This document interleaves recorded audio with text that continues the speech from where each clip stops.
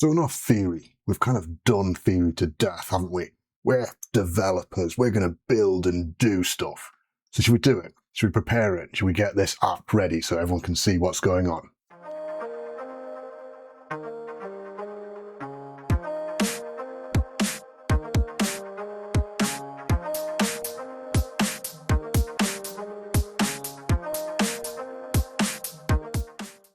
Hi, my name is Ross, the creator and founder of Geordie Consulting and Geordie Intelligence, the YouTube channel you're watching right now. We've hit that time, haven't we? We've kind of talked a lot about what should go in and why we do things in a particular way when we start talking about what we're building. The next step is, of course, to start to build, isn't it, and put it together. So let's do that now. Let's see what we can do, and let's put it all into one and into practical use.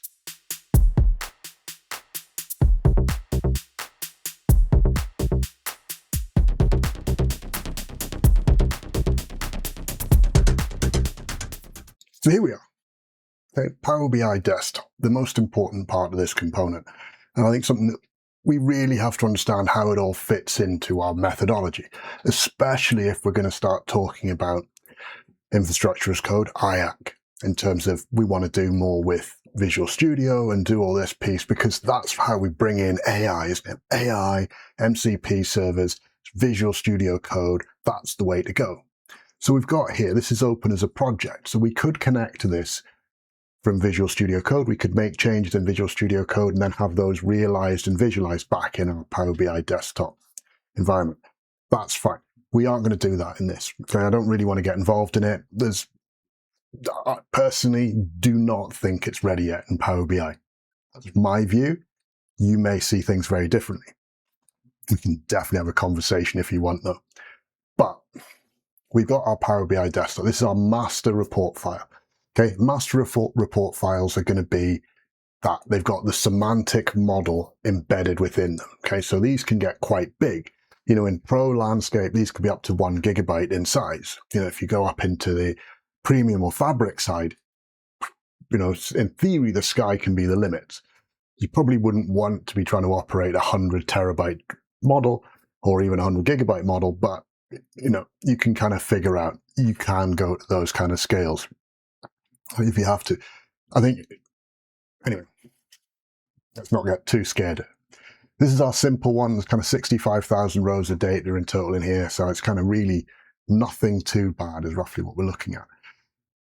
We have this concept. This is what I generally put on the front page, some core metrics, some other things like that. If you remember when we looked last week at what we had for the parkrun data set, I brought some core metrics in, some things like that, just so that at a glance I could see. The one thing I haven't brought in here yet is the data dictionary. We'll do that next week. We're going to look at the data dictionary in detail just because it's separate. I think we'll have a look and land these concepts from today first. Okay. So we get this. So we're now going to publish it, aren't we? So we're going to go here and publish it. And we're going to save the changes, and then we're going to select to publish this. If you remember, we're using a deployment pipeline, so that's going to be into dev,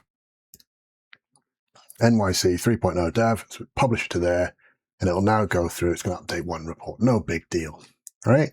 So we've done that. This is the important thing that we had to do first. And if I come back to here, okay, we're in our gold side of it. If we go back, view my deployment pipeline, let's see what we've got. We can see here is our deployment. Okay, this is our deployment area where things have gone. So we've pushed our initial area in here, or our initial development to here.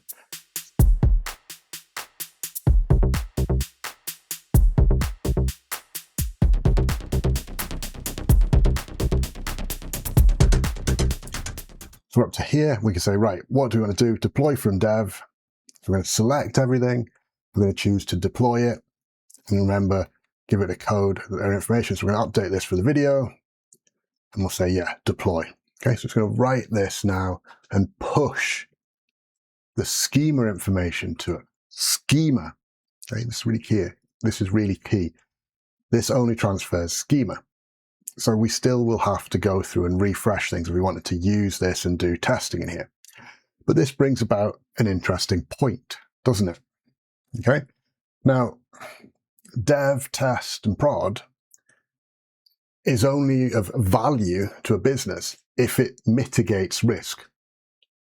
And the mitigation of risk is the key thing. So businesses will spend a significant amount of money on dev and test systems for line of business ERP systems, for example. So like your SAPs, your Oracles, you will have a dev and a test environment for them.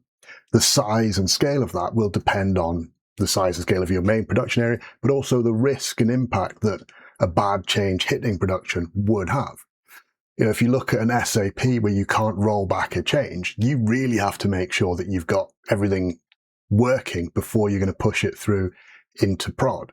Knowing, of course, that every faulty change that goes in as they go through dev and QA and you have to mitigate, that's another change that you've got to be pushed in, and then you might have another change following through as part of it to undo it. You know, your transport structures. There's a lot that goes on with this. But when you're doing with data analysis, it becomes very difficult to run a dev test and prod environment, because we wouldn't want to connect our analytics to our dev environment because the data structures are all wrong. They're not production ready. They are based on we're doing testing. Likewise for test, it's going to be test patterns that are there. So you end up with disproportionate amounts of data. You can't validate metrics, and you definitely don't have something that's going to allow you to be sure we've caught all the nuances and subtleties that are in production. So it's unlikely you'll connect to all those different environments. So you potentially have a connection just to prod that you're building these three workflows against, and potentially you're actually increasing the risk that analytics places on prod, because you might be refreshing from multiple sources from prod because you want to refresh dev and test production. Or do you just have one that pulls it once and then it's used by dev, test, and production? What are we gaining from having dev, test, and production if we've just got one outside here that harvests the data? Let me know down below. I mean, I have this discussion lots, and the discussion always comes like, oh, this is how we've done it. And it's 100% right. I'm not saying dev, test, and prod are wrong, but they are based around monolithic architecture.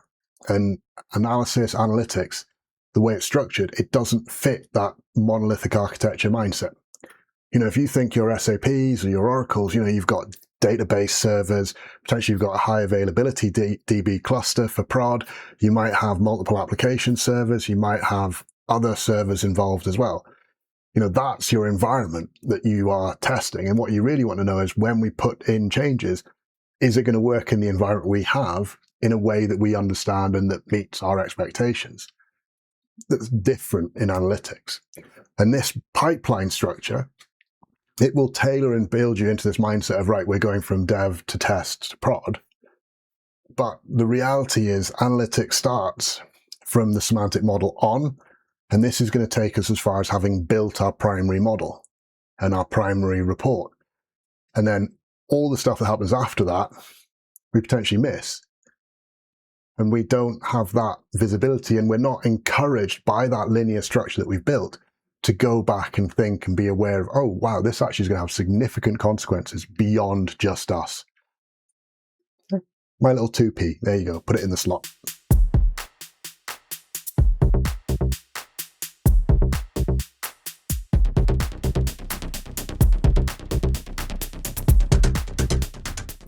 So we've done that, we've moved it through to test.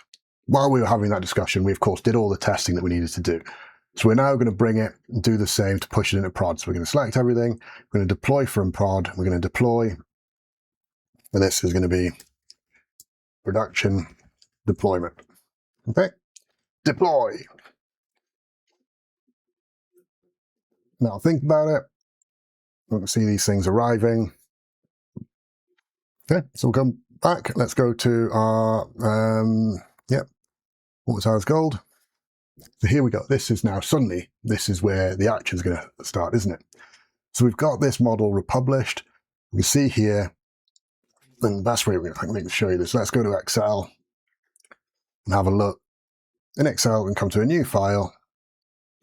We can say data, get data from Fabric. We want it from data flows, workspaces, Sign in. Okay, so we've picked workspaces, we've got the data flows. Look, they're all empty. Okay, so there's nothing there. That's the key thing you need to understand. There is nothing there. Our file is empty, or our data flow is empty. So we can come out, close that. We're not going to save it. And just get this over here.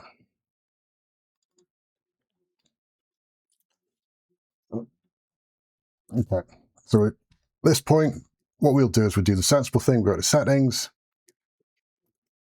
We can double check, make sure the credentials are right for it. If there's no credentials, no desktop credentials, we need to go in and check.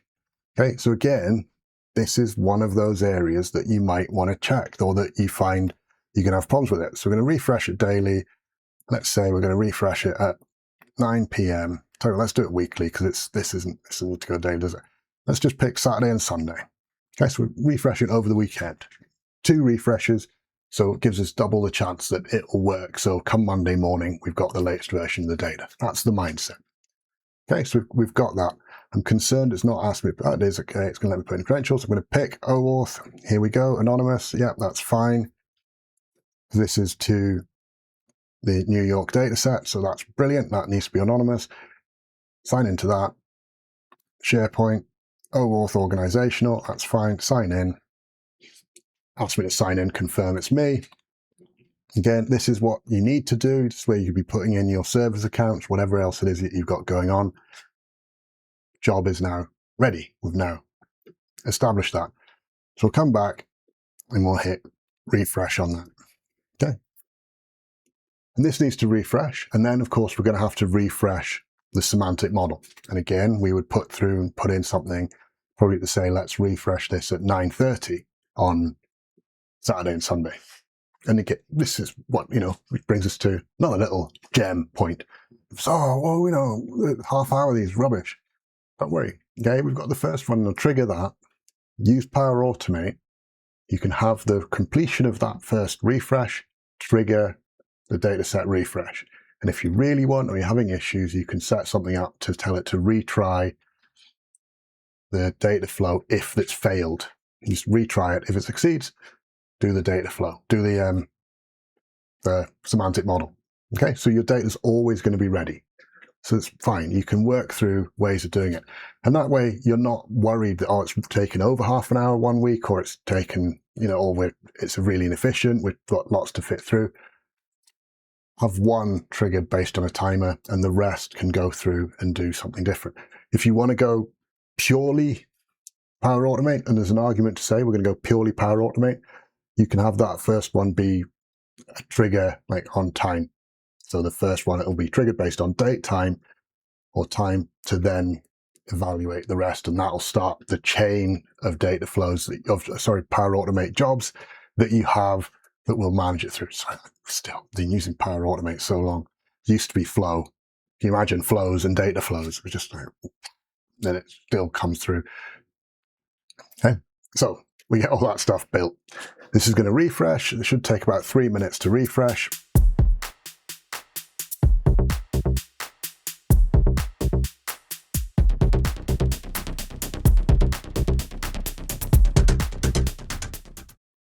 That report that we've built is the beginning.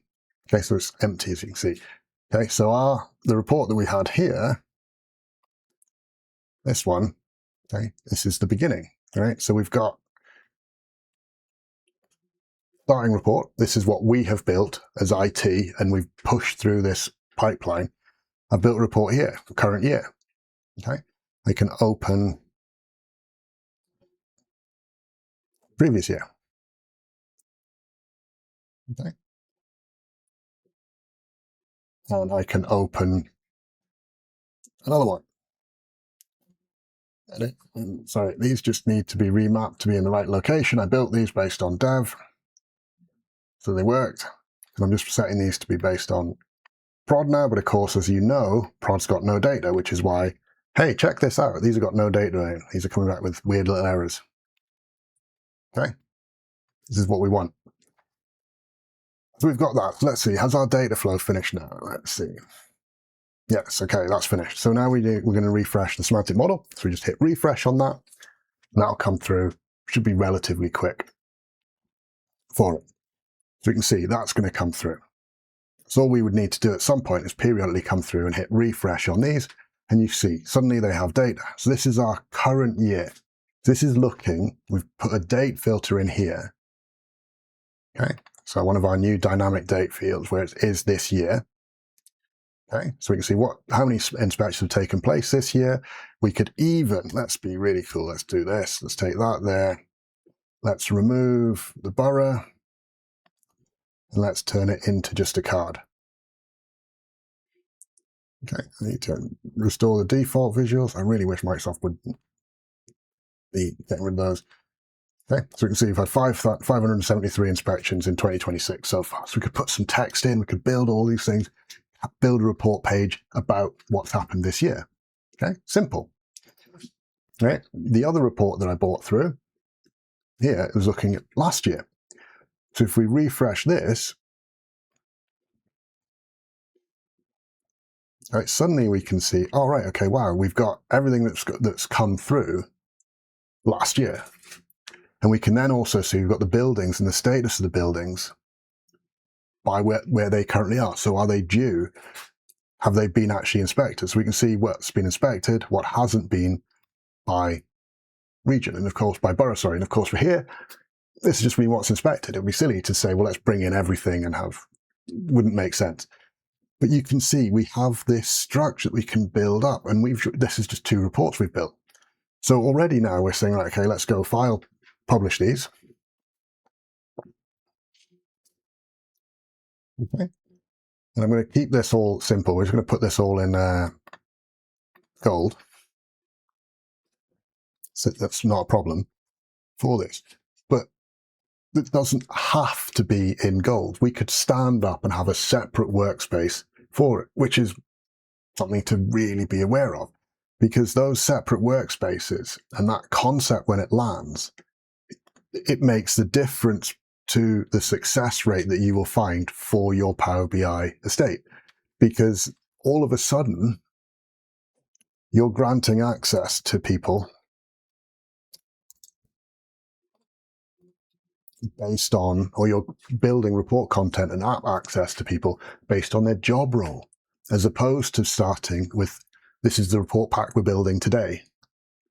And again, that report pack we're building today is what deployment pipelines steer your mindset towards.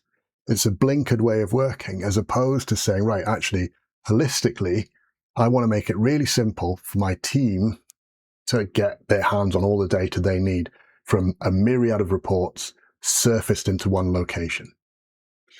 And that's then where you suddenly have that extended value proposition of placing your semantic models and your visualizations in different workspaces, because you can have multiple deployment pipelines bringing up semantic models that are constructed, built through whatever rigor you want to put in place.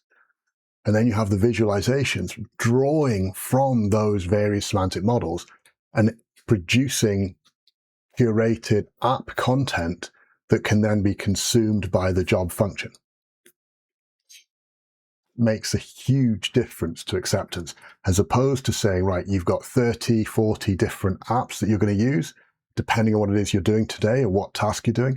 If we bring those components together into one workspace, all of a sudden it becomes much easier to assess and see and prioritize critical what to do now, as opposed to going and checking and looking, well, this number says this says that, which one's more important?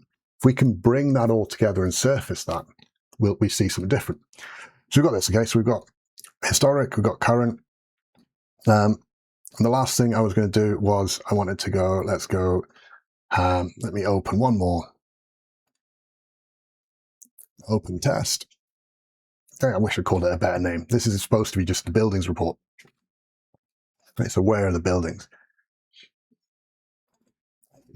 Okay, so also it'll all work fine. Okay, so we've got this idea. This is all the buildings. We've got what current state do they have? And you can see, of course, we should do more with colors. It's bad to have the same color representing different things in your data set. But for the sake of this, for this video, I thought we'll roll with it. Okay, I'm going to go File, Save as. I'm going to call this buildings just because I think it's really important to call it buildings. Okay, and then file print, publish, Control P print, Control P print.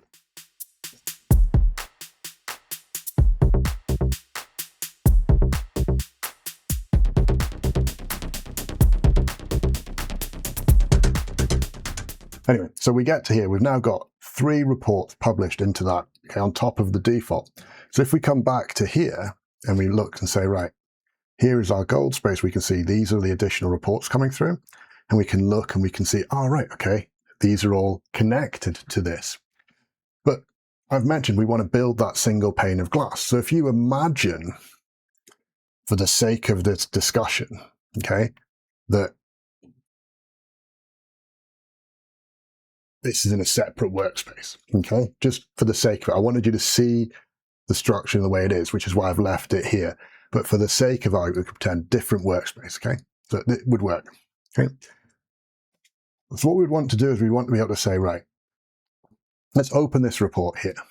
And we can say, well, this is really important to us. This is our building status, our inspection state, okay? So we're going to put this in to our NYC dashboard, pin it, okay?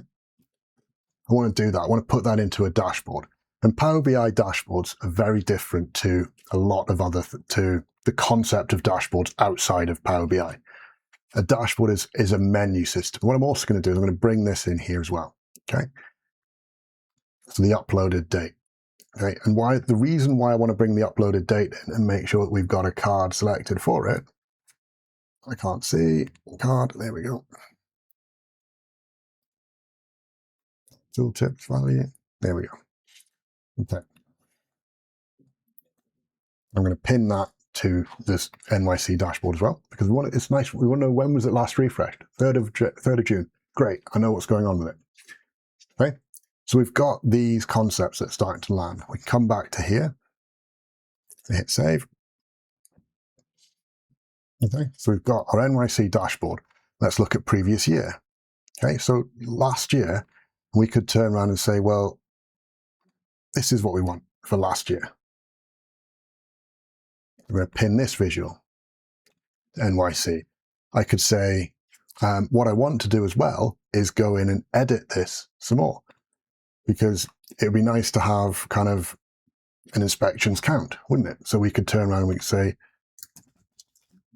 inspections. We can pull in the inspections there and we could make that a card. And we can say, well, we want it properly. We don't want to be saying that. So we'll do that as well, won't we? We can come through and we can say cards. Okay, I'm going to pin that. Do that. So we've got this.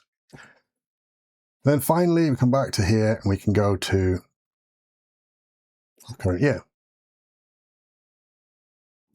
Okay, and likewise, we're going to bring the inspections through and we're going to bring, I think we'll bring the map through for this one. Okay, I think the map's going to be useful.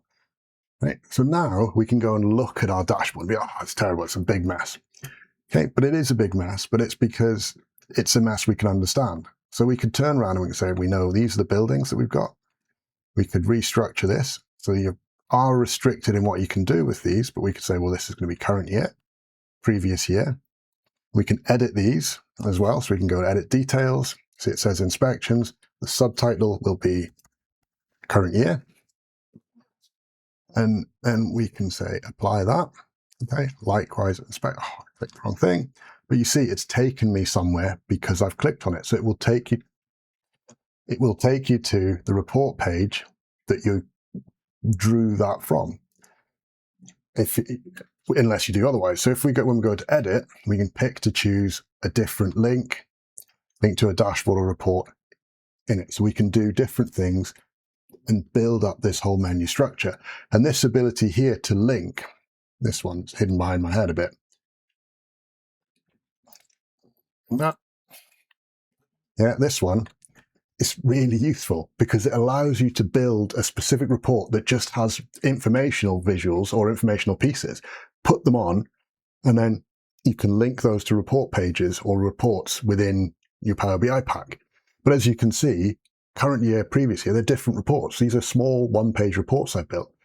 reports will be 2 to 3 pages at most. So you're not encumbered by saying, well, this has to go to page 20 on this report pack.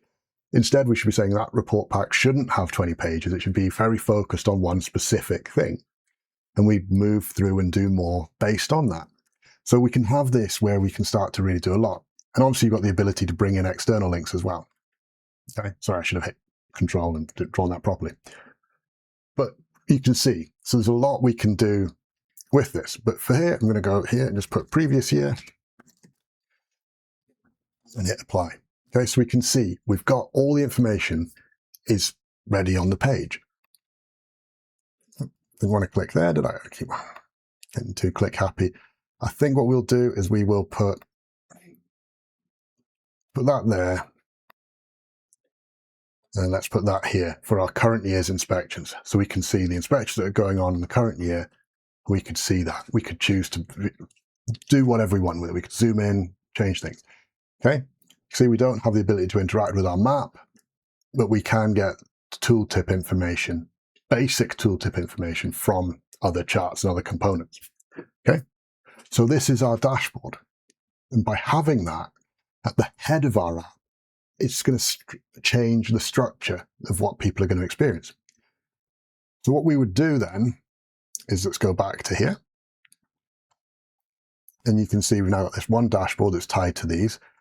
Interestingly, reports are tied to one semantic model, but because reports, plural, can go into one dashboard, dashboards are not tied to that single semantic model.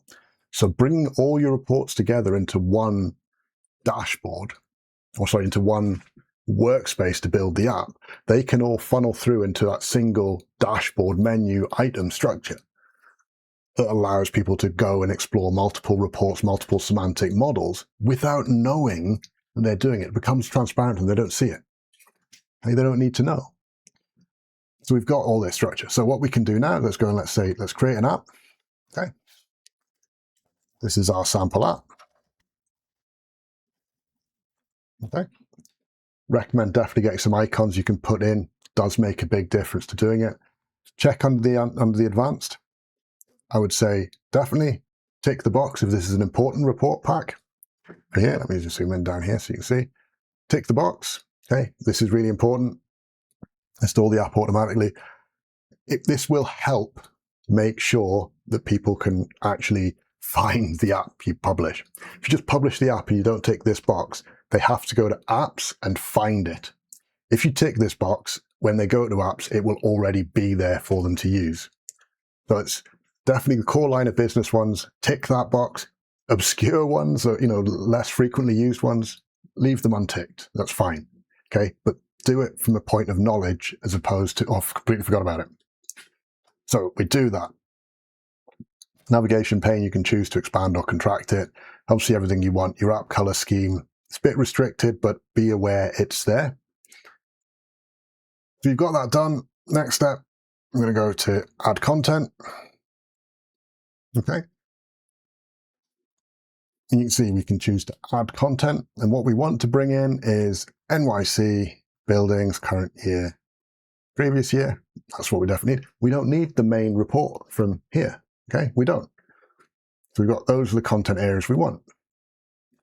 We could choose to say, well, we want to bring in a new section. This is going to be reports. I'm going to put this down here. Okay, so we're going to reports and kind of the dashboards above. Okay, you could do all sorts with this. You can also add in external links. So you can have a link to your support site. You can have a link to the ERP. So you can have a link to the Power App that allows people to update content. Have a link to our spreadsheet that's going to allow you to fix those things.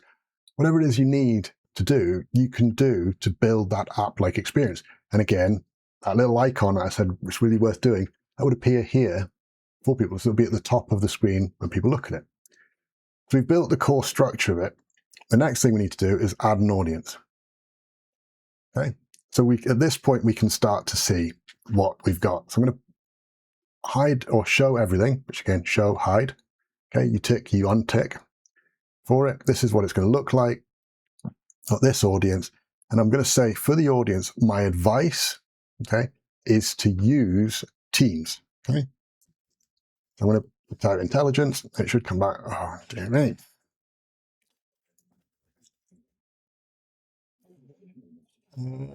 Yeah. Okay. This is our SharePoint. Okay. SharePoint groups, great. Microsoft Teams, brilliant things to share with them. Okay. Under advanced, this is really useful. Allow people to build content. I would definitely encourage you to do this. Okay. Build is not create, edit, do anything like that, but they can build insights based on the data. If you don't have build, you can only consume. So there'll be times you really don't want to do it, there are times you do. If you have gone down the route of putting in RBAC, so role-based access controls, this will support it. So if I build something and I've got app access only, RBAC will be supported and respected in my build.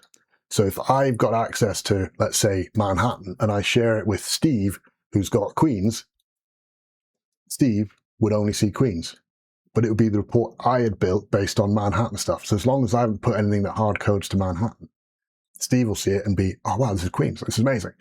So brilliant to have. Okay, if you want your people to get buy-in to using data, tick this box. If you want people to be passive vegetable consumers, leave it unticked. Okay, I know which I would recommend people. So we've got that. Okay. Last thing to mention is obviously you can have up to 10 audiences. So this is one audience. If you want another one, you tick add, okay, to bring in more. You then have different access control lists for each one. Okay, the idea being that you can kind of build up and restructure the structure of the app based on the audiences that you have. So you could have your senior leadership team just have access to one thing, you could have others where it's hiding other bits. Just be aware that obviously you can get convoluted with it and it needs to add value, is what I would say. Okay, 2, maybe 3 audiences at most, but there's always going to be those requirements where more makes sense, right? And this is not the same as RBAC in any way, shape or form with it. So we've got this. So we're going to hit publish now. Okay, we've got 2 audiences that are blank. That's fine. I'm not getting involved in that. So let's go to the app. Okay, so I've come to the app and you can see this is what I see now. So I've got, oh, right, great. Okay. Let's look at this in New York City. Okay, so we've got, here's the various things that we've got. We can see all the reports, but most importantly at the beginning, front and center, I've got this dashboard. And today I say, oh, I'm really interested. What happened last year? So I can click and it's going to take me straight to the previous year's report. If it had multiple pages, they would expand below it. And I can have lots and lots of pages, lots of content there, and I can choose to easily go and explore and expand in each of those. It's not a problem for me. And then because I'm an admin, I also have access to the other audiences that we've put in place. So I can really see what's going on and what other people are seeing with their experience of it. Very good. I do like this way of working. This makes a huge difference to what goes on in your Power BI estate. Okay.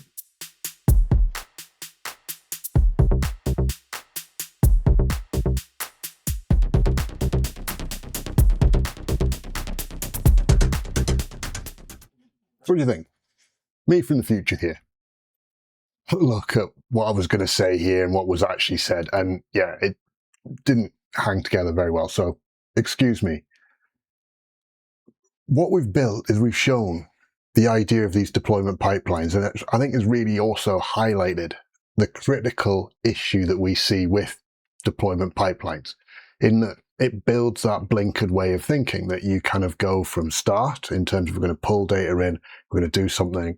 And ultimately we're mimicking a legacy mindset with this monolithic architecture where we need to work out how we're going to deploy and do all these scripts and everything like that. But we're now in an age of DevOps, aren't we? With deployment, push to click deployments, code evaluation, which we see in the deployment pipeline, doesn't fit that monolithic architecture.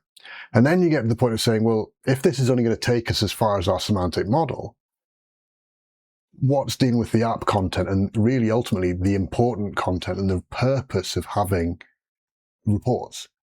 So it changes a lot of what we do. And it might well be that for you and for your organization, when you look at this and you go through and you review this, you think, actually, maybe deployment pipelines aren't for us. It can also be that when you're looking at your app strategy, you see, hang on, wait, apps aren't tied to reports, which is kind of what we were thinking before. And that's often what we see as we go into clients that have been using Power BI for a number of years, where it's kind of grown organically, which is brilliant. That's great. Don't get us wrong. But they often have that idea of, well, we've built one report. So the semantic model for a single report and a single app. And then we're going to do the same again for the next one. So we end up with, hey, I've got to go to 10, 15 different apps to remember what I want. Or even worse, we're sharing individual reports around the organization. Building apps at a functional level, it means that you draw all those strands together into that single area that's going to deliver for your audience consistently. And it also makes it much easier to support, because we know what managers in this area of the business need. It's this app. We can work, we can tailor, we can manage it. We know if something goes wrong, we've got the hierarchy or the lineage in place, to be able to go back and see the semantic model. We can check and see, has something been updated? And because of the nature of the semantic models and the way they work, as long as we've got good testing process before things are published into production, we can make sure that our downstream report content that's servicing the whole business now continues to work. So hope you like what you've seen. This is the kind of thing that we at Geordie Intelligence and Geordie Consulting do day in, day out for clients. We're always there trying to embed good practice and good principles for our clients to really take that next step. That isn't just about making them dependent on me as a consultant or us as a consultancy.